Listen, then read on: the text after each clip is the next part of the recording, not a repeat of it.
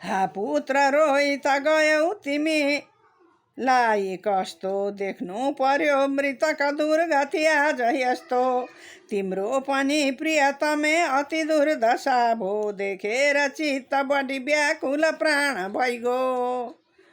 लाग्दैन जीवन निको अब बाँच्नलाई हो आखिरी दिन बुझे तिमी आजलाई।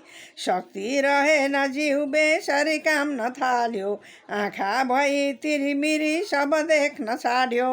मान्दिन केही भर बुझे सब दैव तेरो तैँले छिटै गरिदिस् बर्बाद मेरो। रानी तिमी अब छ अन्तिम भेट जान हाम्रो हुँदैन अब भेट भनेर मान। यस्तो भनी धुरु धुरु नृप रोइ त्यहाँ मूर्छित भई ढली गए त्यही भूमिमा। देखेर रानी भई बिगबल आफ्नो मनमा बिन्ती गरिन् चरण प्रकृति भूपतिमा। स्वामी हजुर कन छाडी म बस्नलाई दिनन् सुपात्र निज सम्पत्ति पत्नीलाई।